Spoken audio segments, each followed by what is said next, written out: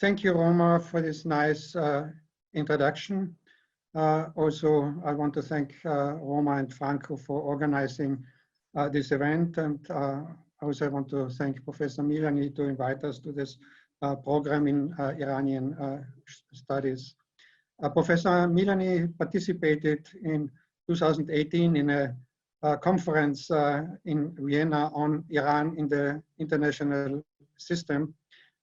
We had international participants, scholars, academics from all over the world. From the US, of course, there was Abbas Milani, but also Professor Shirin Hunter. And from Europe, we had participants from Paris, Vienna, Warsaw, all over Europe. And of course, we had Iranian scholars and scholars from Asia. The result of this conference was this book, Iran in the International System, Between Great Powers and Great Ideas, which appeared early this year. The book is organized along 3 levels. So one level is the international level, the influence of great powers on Iran, historically and current. The great powers always had a great impact on Iranian policies. The second level would be international organization and multilateralism. So we focus on the United Nations, the IAEA, and mainly on the JCPOA, the multilateral Iran nuclear deal. And the third level would be Iran in the region, local and domestic issues looking from the historical, political, economic, and cultural aspect. And also we have included the historical prose essay about an eyewitness of the Iranian revolution, and Mitra Shahmoradi will read an excerpt about this. So my chapter is about the JCPOA. I put the JCPOA in to a larger political context. I have some personal experience with the JCPOA. The JCPOA has been negotiated in Vienna 2015 in the final phase for about 1 month. And I almost every day went to this hotel, Coburg, where the negotiations took place in order to get informations out what's going on. So once in a while, Secretary of State John Kerry or Foreign Minister, Iranian Foreign Minister Jawad Zarif would appear at the balcony and say something, not much about substance. But eventually we got the impression that in this hotel, every full stop and every comma had to be agreed upon.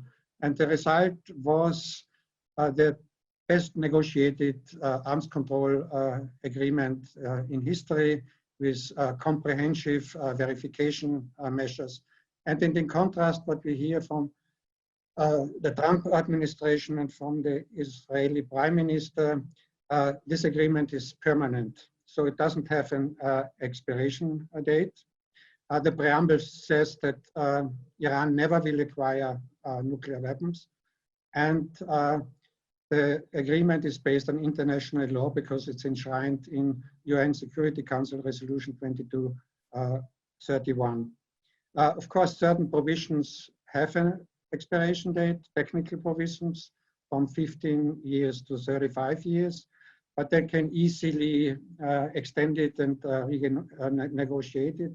So every arms control agreement has some expiration date, like the new SALT treaty will expire next year, so it can be extended. So that could have happened with this provisions easily. So it's permanent and based on international law. The hopes which were attached to this agreement go way beyond the nuclear issue. Of course, Iran hoped to get an economic boost in its economic growth. Actually, what happened after 2015, in 3 years, So the Iranian economy had tremendous growth rates. The European Union also thought we could have some investment there, better investment and trade with Iran.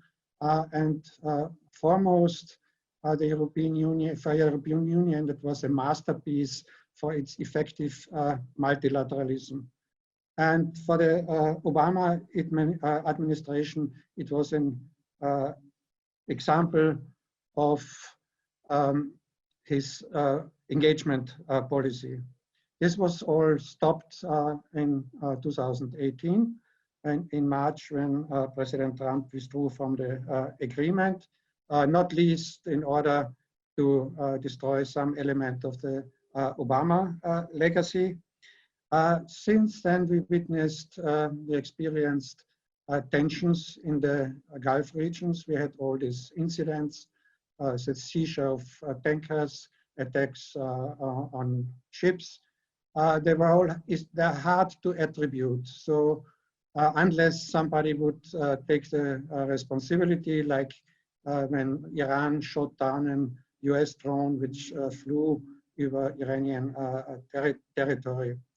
But these incidents can be real, they can be constructed. Just want to remind you on the Tonkin resolution in 1964, the second one, which was constructed. The peak of these incidents was the assassination of Iranian General Soleimani on Iraqi territory. He was an official figure, and basically he was equal to a defense minister. This was followed by a huge wave of pro-government demonstrations of solidarity. But short after that, Iranian Revolutionary Guards downed an Ukrainian civilian airliner, and then we saw anti-government protests. But simultaneously, there were protests against foreign interference in Iranian affairs. All these demonstrations ended with the Corona crisis, which hit Iran very heavily. And then we saw a wave of solidarity among ordinary Iranians to help each other, to help in their neighborhoods, because Iran, not least because of the sanctions, cannot provide the support like the West European welfare states. In spite of international requests, the Trump administration did not relieve sanctions for humanitarian reasons. On the contrast, the administration ratcheted up the sanctions. But what did not happen was a breakdown of the Iranian economy. The Iranian economy developed a strong resilience after 41 years of sanctions. And if you look at the ranking of the purchasing power parity, which means the internal purchasing power, Iran ranks still on the 19th place of the world. So it fell down from the 12th place to the 19th place because of the huge inflation. But nevertheless, the economy did not fall apart. So the maximum pressure of the US goes way beyond the nuclear issue. So the sanctions target not only the nuclear program, but the economy, the missiles program, the support of Iran, or support of the militias in the region, human rights, but also European relations with Iran. So trade, companies who trade with Iran, do business with Iran, are threatened with sanctions by the Trump administration, the so-called secondary sanctions, and the Iranian, the European companies would rather have trade with the United States than with Iran because it's 30 times higher. So maximum pressure was something which targets the regime and the government in Iran. And one condition attached is that Iran should open up all its territory for inspections. So no, including military sites, that's no country in the world would do this. This reminds me on 1914 when Austria requested from Serbia to open up all its territory for the search of the murderer of Archduke Franz Ferdinand. This was the only condition which Serbia did not accept, and that was a pretense for Austria to go to war. So all these conditions are basically conditions for capitulation. So if it's not to prevent a nuclear weapon in Iran, the best way to do would be the JCPOA. Unfortunately, Iran now is reducing its commitments of the JCPOA as well, because Iran is saying that others did not meet their commitments either, the US and also not the Europeans, to lift the sanctions. So if not the nuclear program is the goal of the maximum pressure, so what is it? So I would argue that it's geopolitical. In spite that Iran's defense expenditures are very low compared to neighboring states. So Iran spends altogether about $16 billion a year compared to the Arab states, which spend about $85 billion a year. Despite of that, Iran ranks in a geopolitical ranking, global firepower, worldwide on 14th place. So this ranking includes 50 criteria. So it includes working infrastructure, education of the people, population, size of the population, location, coastlines, discipline of the military. So that's what runs counter to US interests in the Persian Gulf region. And also, of course, Israel and Saudi Arabia might think that this potential might be a threat for them. So I come to some of my recommendations, two of them conclusions. So if the reason, the cause for this tension in the region is hegemonic competition and not so much Iran's nuclear program, what could be a face-saving recommendation? So both sides could renounce hegemony in the region. So that sounds very naive, but we have a historical analogy.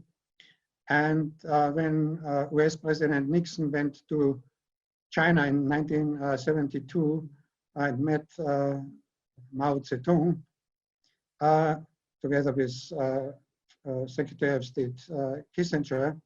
So they adopted the Shanghai Declaration at the beginning of the summit, where both sides renounced hegemony in East Asia. So that was a face-saving document, and Mao Zedong said, I do not want to support all these insurgents in communist insurgents in East Asia anyway. And President Nixon was looking for arguments to get out of the Vietnam War. So if you could apply this analogy to the Persian Gulf, Iran wants to reduce its support for all the militias in the Middle East because it's very expensive anyway. So, and President Trump declared that that he would want to withdraw American troops from the Middle East as well.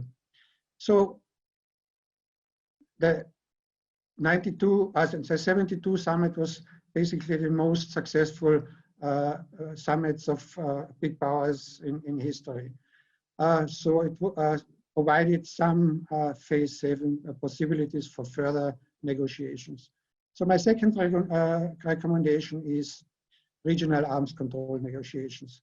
So Iran's missile program seems to be of concern for the Europeans, the US, and the regional states, even though I have to say Iran's missiles cannot neither reach the United States nor Europe. However, it is an issue, but that could be addressed in regional arms control negotiations, which include all regional powers. So Saudi Arabia's missile program is already more far-reaching than that one of Iran. Saudi Arabia's missiles have a range of 2,500 kilometers. Iran's missiles so far about 2,000 kilometers. So address them in a regional arms control fora together with confidence building measures. It could also address other heavy weaponry and include notification of military maneuvers. So, and now we have another issue. The corona crisis showed that the virus does not know borders. The whole region is affected. There need to be a cooperation on health issues, technologically, scientific, academic cooperation that could be addressed in a regional dialogue as well. So for the region, security is indivisible, but health is indivisible as well. Thank you.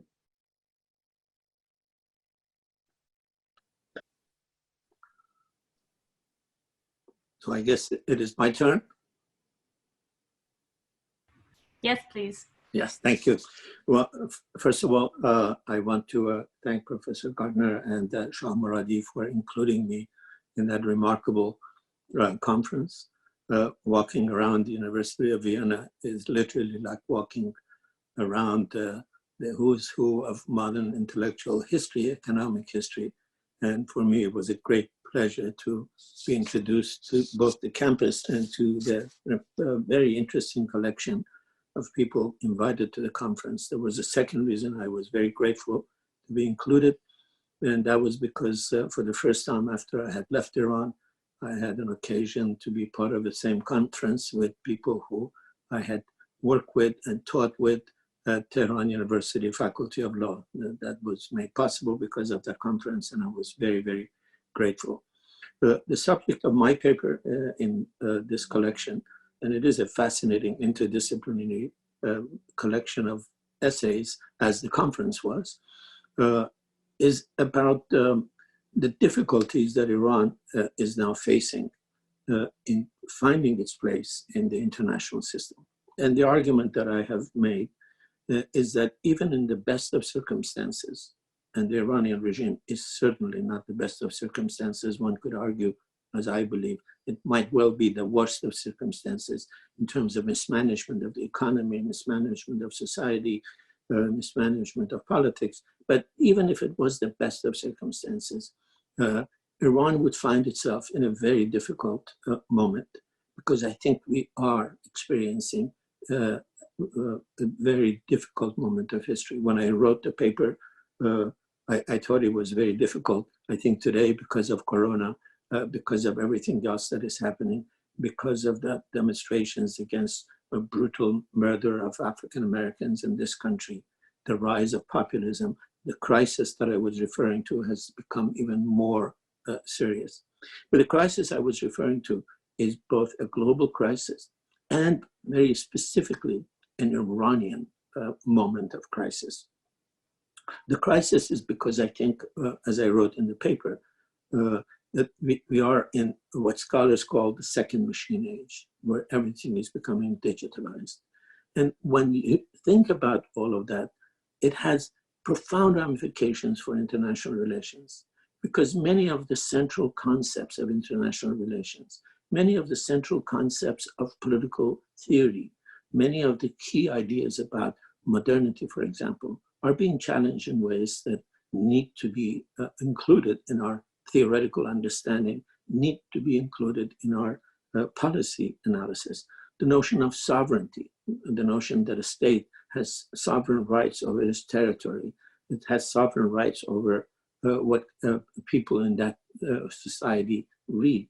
The notion that we are sovereign over our own intellect and our own thoughts are being challenged. The notion of private and public, the notion of borders are being completely, as Professor Gärtner mentioned, being challenged. So we are living in a very important moment where globalism is being questioned in ways that has never been before, and where many of these ideas coming from the second machine age are changing the international system and are bringing about a new, I think by necessity, a new sense of what the new international order would look like. Iran is facing itself, facing this moment after having experienced, in my view, three of the most important tectonic shifts in its domestic politics for the last 2,000 years. It is a remarkable thing to say, but I think, I believe it, that over the last 100 years, 150 years, Iran has experienced three shifts, domestic shifts, that have completely changed the fabric of Iranian society, the fabric of what it means to be an Iranian, the fabric of what it means to refer to Iran. First is the massive change in the position of women. I talk about this as three migrations, three millennium important, epochally important migrations. One is the massive migration of women from inside the house to the outside, from Andarun to Birun. In the book, in the article, I refer to Abbas Milani, who has talked about this as one of the three revolutions in modern Iranian history. I talk about it as one of the three epochal shifts in the fabric of Iranian society. The second one, no less important in some ways, at least as consequential, is the changes brought about by the land reform. Feudalism ended in Iran essentially in 1963, and you have one of the most massive migrations domestically from the country to the city. Iran went from being a country 90% village-based to a country that today is about 25% village-based. A process that took maybe 200, 300 years in Europe to go through has in Iran happened within the span of 40, 30 years. And in that 40 years, you have this massive migration to the city of people from the country who had brought their own cultural ethos to the city, and they had brought this cultural ethos to the city under conditions where political discourse, political free discussion was not permitted in Iran. The only force from 1960s, when this movement was happening, the only force that was more or less free to engage in public discourse, to have its own schools, to have its own centers for collecting funds, were the religious forces. And thus they began to organize this massive movement. And thus in 1979, when revolution was about to happen, they were the most organized. They were the ones most ready to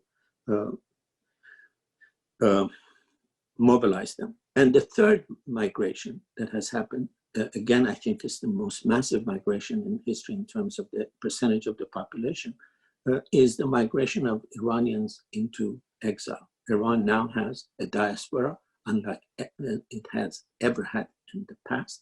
And it's a diaspora that is very active economically, it's very powerful economically, scientifically, scholarly, entrepreneurially, and they are very much an integral part of what is going to happen to Iran and how Iran's future will be negotiated. So at a very crucial moment in history, Iran is trying to find its place in this new order with a regime that is, in my view, increasingly, incredibly incompetent, but also at the moment of its cultural history, of its political history, of its economic history, that is fraught with many, many historic changes and dislocations. Thank you very much.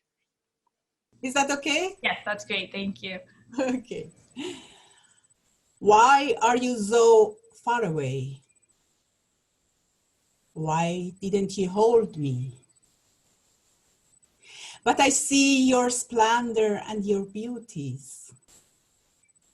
But I see your mighty mountains.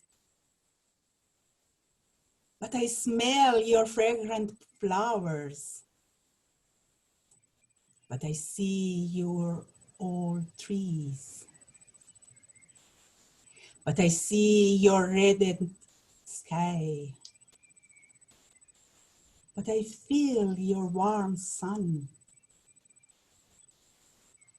But I see your fertile earth.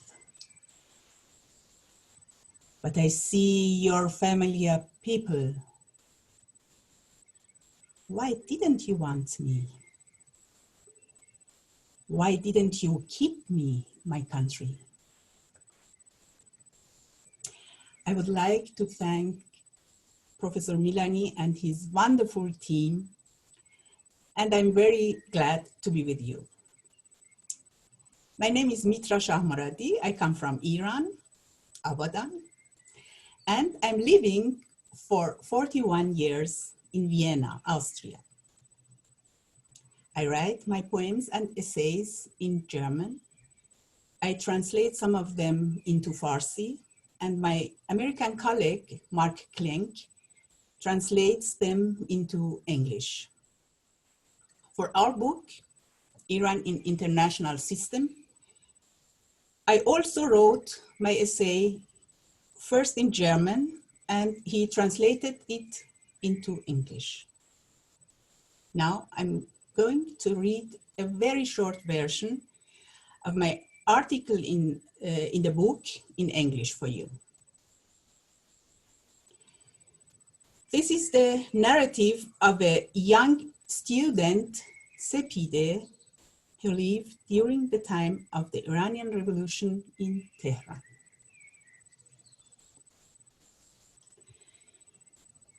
This is the year 1978, and Sepide is about to finish her studies. Frequently on her way to the art university, and also in the evening after work, she sees the increasing unrest on the streets, which had earlier begun in 1977.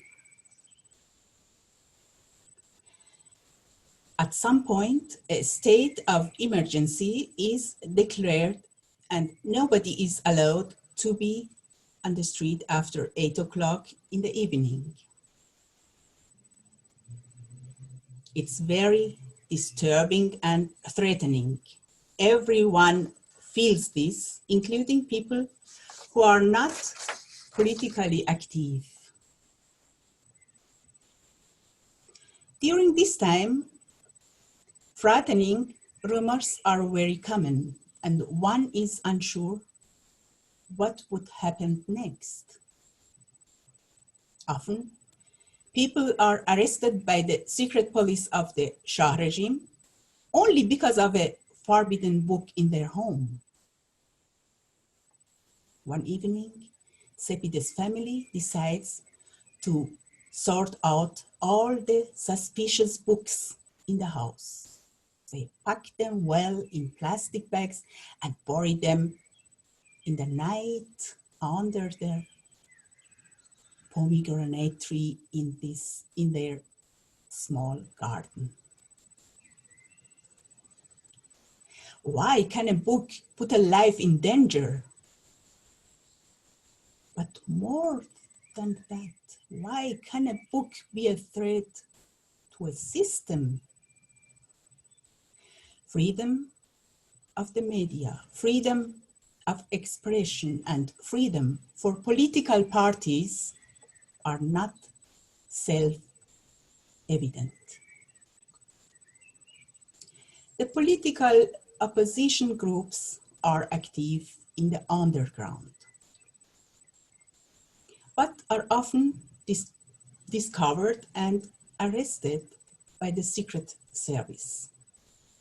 The political prisoners are ideologically mainly left-wing and religious. Sepide is sad and knows that people want to be understood, long for security and hope for a better economic life and more freedom. In Iran, religion has always had a familiar influence, especially among the weak sections of the population. Now, also educated and intellectual women and men in Iran are beginning to appreciate religious values and to classify them almost euphorically as way wiser in their lives. The religious trend is winning more and more followers and support, which is ultimately exploited by the religious leaders for their goals.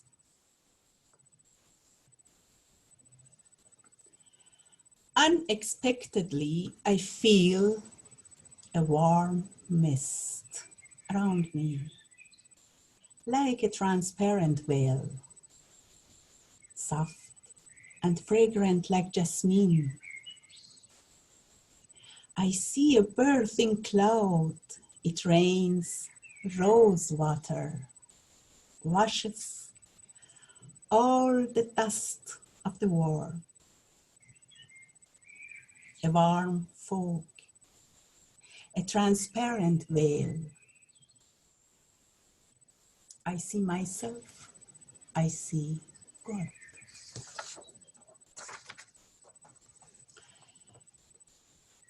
Sometimes before the revolution, Sepide noticed certain changes. At the universities, some female students are beginning to wear headscarves. The headscarf becomes a sign of freedom, a symbol of equality for women, rich and poor alike. Interestingly, the students with their headscarves are part of an overall movement against the Shah regime, against the perceived imported Western influence and for self-determination connected with the search for their own culture, values, and new identity.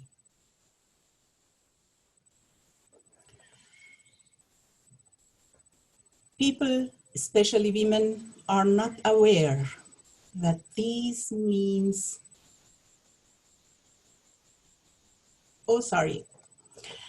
these external forms have been used by women as a means of protest.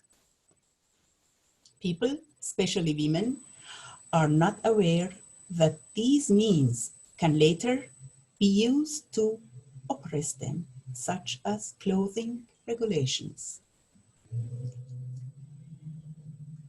Sepide is witness of this time and knows that women are an essential part of this movement and that they are equally involved in shaping the revolution.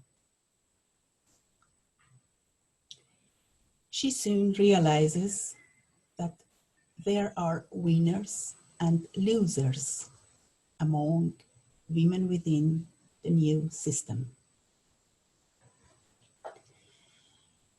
Those women who do not feel bound to religious traditions and had certain personal freedom in the previous system must accept massive restriction in their daily life under the new order.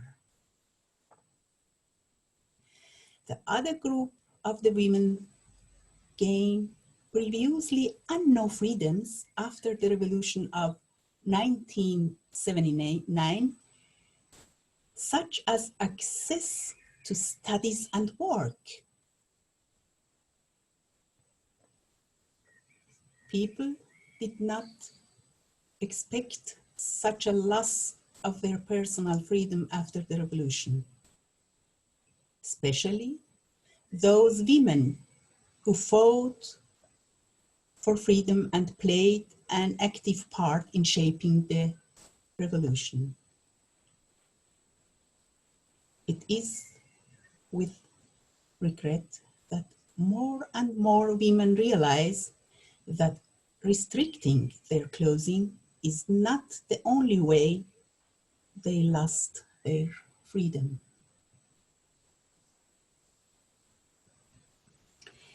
Surprisingly, Sepide has to watch how soon after the revolution and the beginning of the Islamic Republic, many people begin to leave Iran.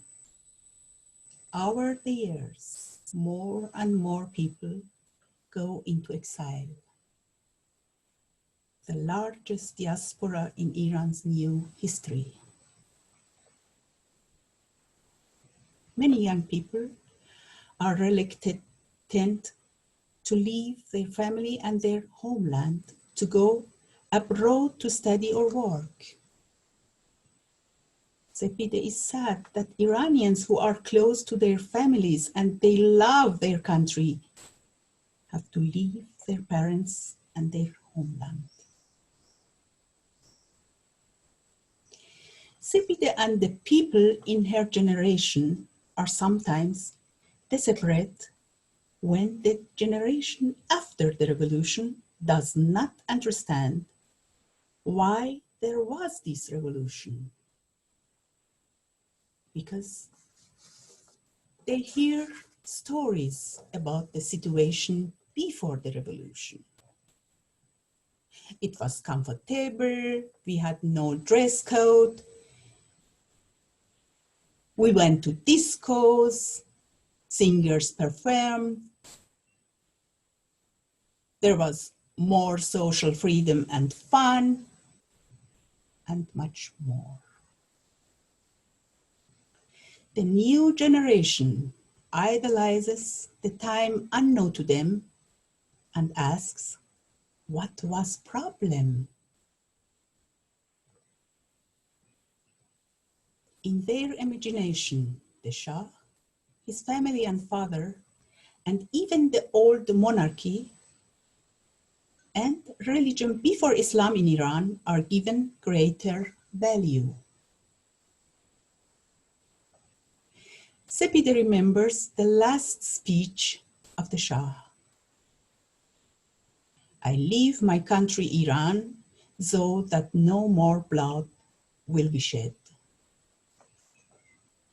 Now, after 40 years, Sepide hears from the Iranian intellectuals who were then against the Shah, complains that the Shah left his people alone, did not remain like a good father to defend and protect the country. Sepide sees this as a sad state and a great irony. Sepide always carries a special memory within herself of the short, wonderful time in Iran, immediately after the victory of revolution, in which there really was freedom. It's a springtime. Many celebrate joyful the New Year festival, Nowruz, and the revolution victory with the optimistic vision to live in a free and righteous country.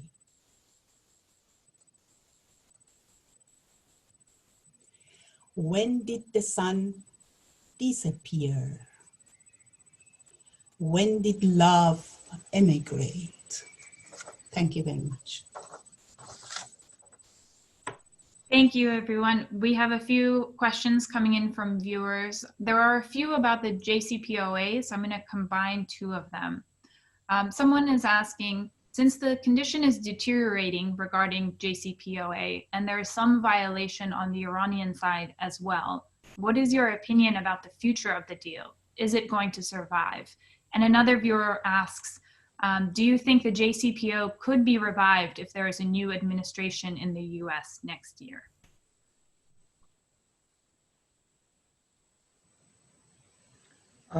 Thank you. Thank you for the questions. They're very important questions.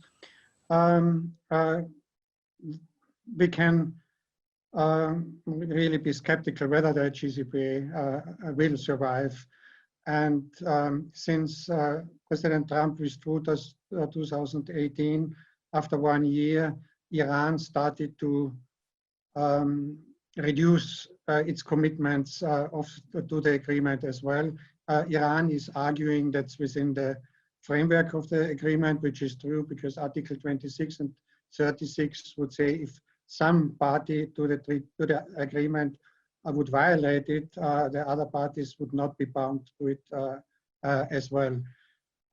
So Iran on a very limited level started several steps Iran undertook, increasing the uranium enrichment capabilities beyond this 3.76%. It increased the number of centrifuges, introduced some new generation, and also increased the stockpile of low enriched uranium. Still, everything is reversible.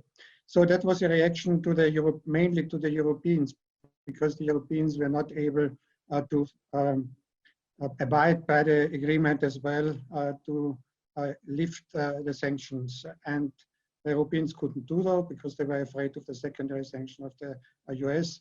And that was a miscalculation by the Iranians because the Europeans could not meet the expectations of Iran. And now Iran is playing with the idea we could get a nuclear weapon if we wanted. So that runs the idea that Iran never will acquire nuclear weapons. So that is reversible. That's possible if sanctions are lifted. And that might be possible after the change in the administration in Washington, because Biden, of course, was part of the Obama administration, which negotiated the agreement. The Europeans started the talks, but later on, the Obama administration was included in the negotiations, and finally, that was an important contribution by the US. So I don't think that a Biden administration would go back to this, but the Biden administration would attach several other, probably other conditions to the agreement, maybe not dissolve the agreement altogether, but negotiate some extensions of some provisions. So I would be cautiously optimistic that the JCPOA would be revived with some changes under Biden administration. Tensions, other issues, of course, the missile issue will have still to be discussed because the missiles are not part of the JCPOA. So that would be could be done best in the regional framework. So, so the JCPOA is not bad altogether, but it will die if there will be another Trump administration. Thank you. Professor Milani, this question is for you. What is the impact of the migration of villagers to the city and on both villages and the city? I think the impact on the village gradually has been to, first of all, make Iran very seriously in a crisis in terms of its food security. Iran, even with its current population, and Khamenei and some of his supporters keep talking about the new parliament, for example, one of the only things they want to do is increase the population to 150 million, never thinking about where they're going to feed this, what is the issue of food security. So one aspect has been the damage that was done, even under the Shah, to the agricultural system, because many farmers could not sustain themselves with the small plot of land that they were given. And furthermore, the new monies that were coming in, the petrodollars that were coming in, made the cities a magnet. This is a pattern that has happened in other petrol-rich countries. And farmers could make more money selling shoelaces in Tehran than they could farming the small piece of land that they had in the countryside. In the cities, it created shanty towns, it created poor sections outside the major cities, crowded places, sometimes very, very poor, sometimes unhygienic. And the only people who were there organizing, the only people who were very much in sync with the culture that peasants, most of the peasants were bringing to the cities, were religious forces. So it isn't in retrospect at all surprising that they won, because that population, that massive new multi-million population in and around the cities, unincorporated into the ethos of a democratic society or an ethos of modernity, became foot soldiers of the Islamic Revolution, which was in a profound sense both a counter-reformation against everything that religious reformers were trying to do before the revolution and after the revolution, and a counter revolution against the values of the constitutional revolution. And now, I think the turmoil that we see in Iran in the last 40 years is partly the result of the fact that many of the forces that brought the revolution, many of the forces that thought through the revolution they would get a republic, more freedom, more independence, are finding that none of this has realized. Iran has become more independent, more dependent on Russia, more dependent on China. Iran's economy has been turned into a basket case, and thus that population that became the foot soldiers of the revolution last year took to the streets and became the foot soldiers of the next change. So much of these poor new urbanites have turned against the regime that Mr. Khamenei had to reinterpret the very concept of mustazafin. They used to refer to these people who have come to the country, from the country to the city, who were deprived, as the mustazaf. Now he said, no, these are not the real mustazaf. People took to the streets. You, the police force, the Basij, you are the true mustazaf. So it has really changed the fabric and continues to change it. Thank you. Professor Shahmoradi, this is a question for you. A viewer says, thank you very much for your great speech. Their question is, what do you suggest for young Sepides in Iran who are born after the 1980s? What can they do to help change the situation? I don't think so that we can tell them how they can change the situation, but we can explain them why we had our generation do it. Because they don't know. They think always they heard a lot of good things about the situation before revolution, and they think we were crazy and why we make it. And that's what I wrote and I say. I mean, they should know. They should know what we had. If now it's not better, it doesn't mean that it was that time very good and we were all crazy to make a revolution. This revolution was from everybody. It was from all the people, not only the religious people. And that is what I say. They should know. They should know. And what they, how they live now, I cannot explain how they live. That is what I think. Thank you. I think this is a question maybe all of you might want to comment on. The viewer is asking, how can the US build relationships and demonstrate goodwill towards Iran's citizens in a way that would not be immediately rejected by the regime?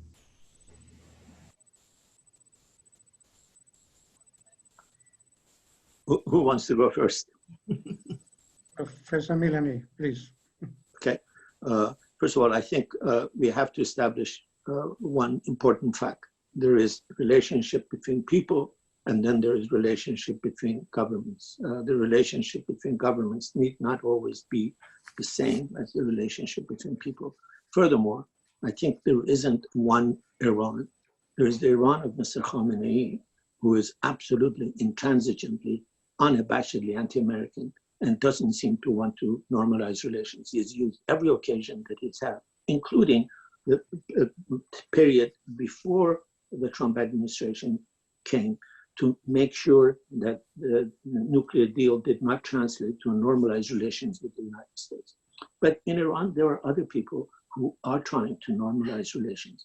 There were people in that Vienna conference from Iran who understood that the normalized relations with the United States is not to the detriment of Iran. So I think if any administration wants to establish normalized relations with Iran, for example, if they want to encourage the Iranian people to fight for their rights, they should show that they are on the side of the people. The Trump administration's ban, for example, on the travel by Iranians, for example, to me is extremely counterproductive. The ban on medicine is extremely counterproductive. There should be no ban on medicine. There should be no ban on food. The people of Iran should know that any administration here is on the side of the people. If you pressure the people and then allow the regime to make money off the ban, for example, if you allow regime activists to travel all over the United States, get visas to Europe.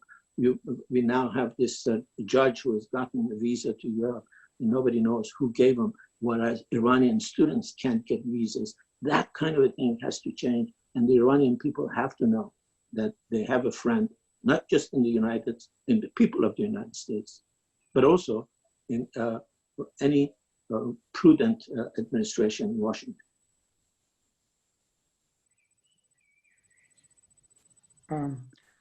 Yeah, I agree entirely with Professor Milani that Iran's government, or some say the regime, is not a monolithic bloc. So there are several fractions, and the Iranian political system is very complicated. And I guess Professor Milani could lecture one semester to explain the Iranian political system. So we should be careful who is saying what, and we hear once in a while voices, very strong voices out from Iran against Israel and against the United States. Does not reflect the whole political picture in Iran. And I just want to remember you that Iran several times tried to reach out to the US administrations, that especially after 9/11, Iran tried to do it several times. Showed its solidarity with the US. But unfortunately, President Bush put Iran on the axis of evil at that time. But it worked then with the Obama administration with negotiating the JCPOA. So Iran, once in a while, also helped the US in military terms. So Iran gave the US military advice about after 9/11 about the Taliban. So it's not all lost, and there are always signs of possible future cooperation. And now, I guess one optimistic, which is very little of sign, is the prisoners exchange where we had last week. So this could be built upon. Iran has so there are isolationists in Iran who do not want to have contacts with the United States altogether. But there are also those who are open, and the Revolutionary Guards have several factions as well. So some call for the destruction of Israel once in a while. Others want to have an open economy because they're entrepreneurs. They want to have investment, they want to make money. So the West and the US administrations have to be careful what they are doing. Right now, they are pushing Iran. They're pushing Iran to the hardline, to strengthen the hardliners.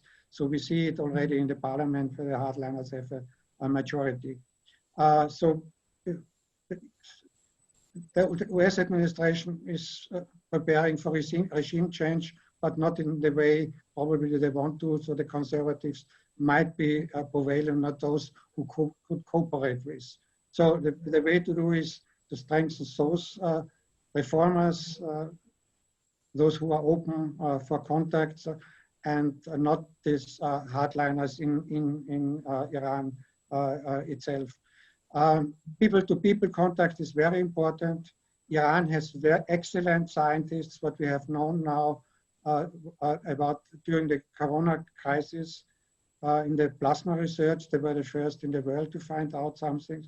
So we should not reject Iranian cooperation on the level of academics, science, technology, that might at some point, if the political conditions are appropriate, spill over to the political level. Change in the administration in the US would be one possibility. Maybe Trump changes his mind as well. Can be so as he changed his mind toward North Korea at some point.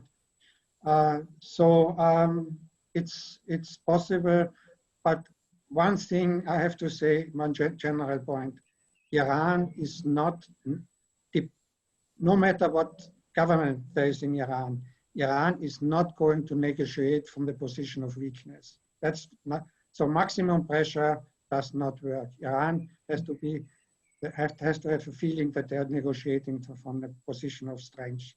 So that has to be respected, and then some cooperation might be possible. May I just add one sentence, if I may? Sure. One sentence. I think one of the things we haven't talked about is the two elephants in the room. That's the role of Russia and China, and how these pressures might very much push elements in Iran who want to align with Russia and China into a full alliance. Thank you. Thank you. We have a few questions about Iran's relations to other countries in the region. One viewer is asking if Professor Gärtner could elaborate more on Iran wanting to reduce its commitments to its non-state partners in the region. Is this the view of conservatives in Iran as well?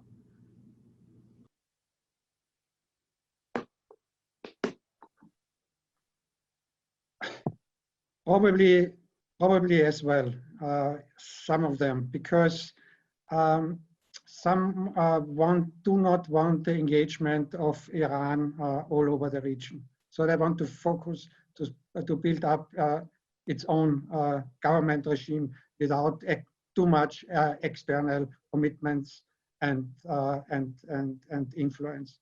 That's possible, but we do have hardliners who have the opposite view and say we need all this to support all these non-state actors, militias, because we need a second line of defense, which sounds a little bit reasonable because Iran's defense expenditures is very low and the conventional weapons are not very modern, in spite of that what Iran is pretending, so that they are very modern. So they need some support from non-state actors.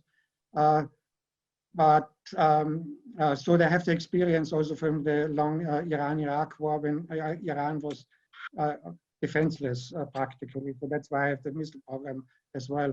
So they will not give up the support for Hezbollah and other militias. I have to say these non-state actors, they act mainly autonomous. They need the support by Iran in many ways, but they are not proxies of Iran. So if we have militias like the Khatib Hezbollah in Iraq, so they have their own agenda. So that's not what the media here transports, that they are puppets of the Iranian regime. So that's definitely not true. Thank you. A question for Professor Milani. I know we're running a little bit over time, but there's just a few more questions I wanted to get to. For Professor Milani, even if the JCPOA is resolved hypothetically, don't you think there will still be friction between Iran and the West? Isn't there a fundamental cultural and civilizational clash between the Islamic Republic, not the people, but the Islamic regime, and the West? Let me just say one word about Iran's defense budget. I think when we talk about Iran's defense budget, we have to remember that the number that people talk about is the official number, the number of the line items in the budget.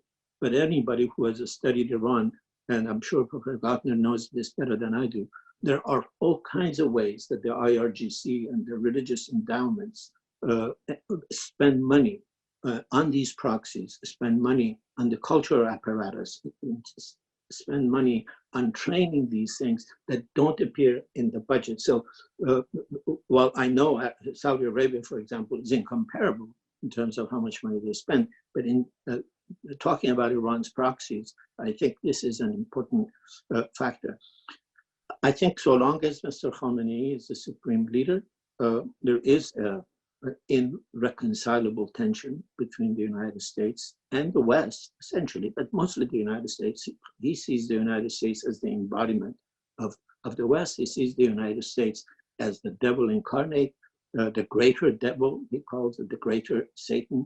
And these are ideas that he's had long before he even became the supreme leader. These are the ideas that you see in his translations of Sayyid Qutb, for example, when he was a small-time clergy who translated some of these works in the 60s and 70s. And you see a rabid anti-Americanism, the same rabid anti-Americanism you see in Sayyid Qutb, you see in Khamenei. And till he is in charge, I don't think there can be a resolution of these tensions. But once he is no longer on the scene, I think many governments, any government that will succeed him, any regime that will succeed him will be as intransigent. And I think historically there is a lot of amity between the United States and Iran. If you look at the history of this relationship, long before the Cold War, there was much that connected Iranians to the Americans. Iranians had a very favorable image of the Americans. Americans had a very favorable image of Iranians. You would be surprised how much, for example, Iran was a favorite subject amongst the founding fathers of this country, how they supported Iran as the antidote to radicalism in the region. So it's an old relationship. And the Khameneis of the world, I think, are passing, hopefully soon, passing moments in what could be a relationship of mutual respect for each other's independence, and the recognition that they can be strategic friends rather than strategic enemies. Thank you. One more question for Professor Gärtner. A viewer is asking if you can elaborate on Iran's relations with Israel. This viewer disagrees that Iran's relations with Israel are not based upon issues of hegemony in the region, but rather clearly and directly aimed towards the elimination of the, quote, Zionist entity, as has been stated many times by the Supreme Leader. He's hoping you can expand on this a little bit and respond to it. Yeah, we hear some unfortunate voices out of Iran periodically. So basically what is, we remember all is the rhetoric by Ahmadinejad, especially. But at that point, I have to repeat what I said before, that Iran is not a monolithic bloc, and not everything what is said has the approval by the government or the supreme leader as well. So that's some bad language we hear. Others would disagree in Iran. And but Iran does not have, so whatever the rhetoric is, doesn't have the capability to destroy Israel. So Israel has a much more modern army. Israel has nuclear weapons. So we shouldn't take it too seriously, but unfortunately, the last couple of years, the last year, we heard voices from many sides which called for obliteration, extinction of the other side. So we hear several voices out of Israel as well, that the tentacles of Iran should be cut off. President Trump spoke about the obliteration of Iran, the destruction of cultural goods. So that's a bad language, which could lead to a self-fulfilling prophecy. So I hope in Iran, those who have a more moderate language and rhetoric would basically prevail. Otherwise, everybody would refrain to these quotations, what you, the person who asked the question was saying. Yeah. All right. Thank you. I know we've run over time. If anyone has any more comments they'd like to add, please do. But if not, I think we can end here. Thank you all. We're receiving a lot of comments thanking you all for your talks. Professor Shahmoradi, people are thanking you for your beautiful reading. We at Iranian Studies thank you all for participating this morning, and we look forward to talking to you soon. Thank you. Thank you. Thank you. Goodbye. Goodbye.